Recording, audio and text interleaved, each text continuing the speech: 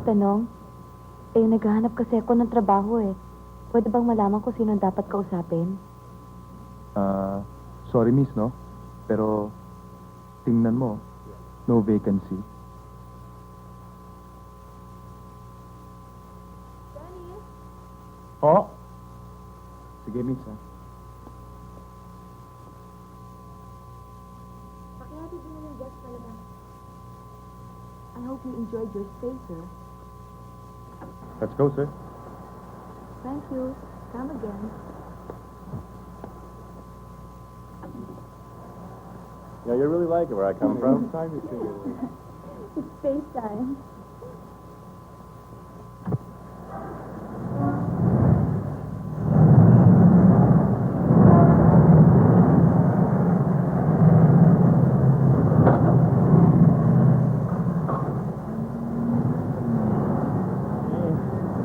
Yeah, here you go. Thank you, sir.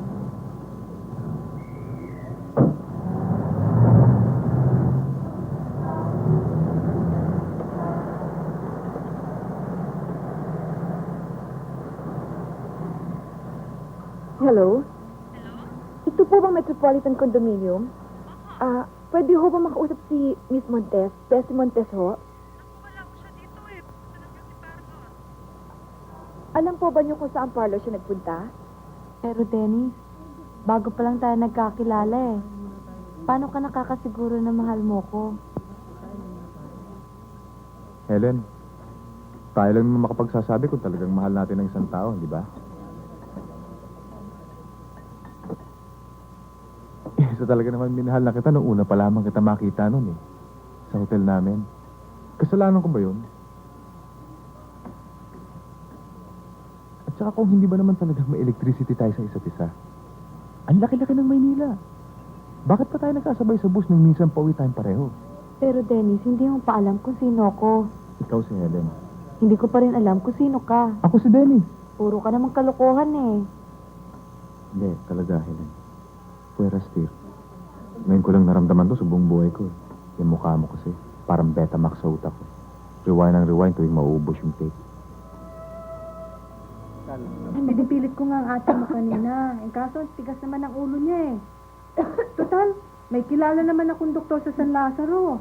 Libre check-up. Nanghihinayang naman daw siya sa gastos na pang-taxi. Di bale bukas akong sasama sa kanya. Nakadilensya naman ako kay Xiongho eh.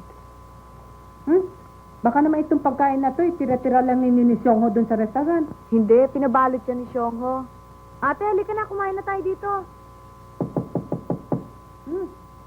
Ako na magbubukas.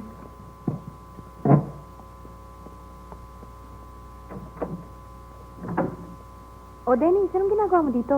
Dumaan ako sa restaurant eh. Maaga ka raw umalis, sabi nila. Pinagchichismisan ka raw na may problema ka raw, kaya sumugod ako kagad. Ang ate ko kasi may sakit eh. Halika, tuloy ka.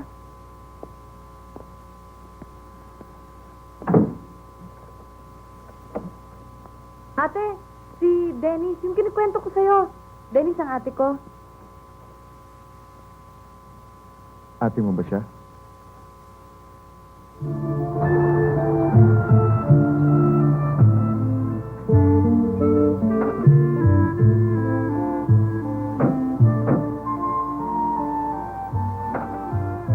Pakilagay mo lang dito.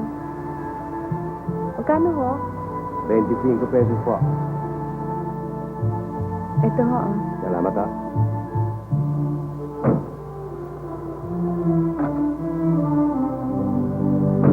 Ate?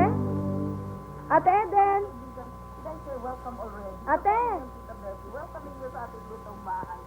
Sino yung ate? Kain ka muna, oh. Asa na ate Eden? Ako'y natutuwa na naman. Sa TV, oh.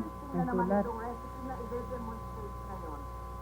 Kasi, pag ako nakakakita nito, kung minsan pa mayroong mga eateries dyan, mayroong naka-streamer nila, Albereta, ha?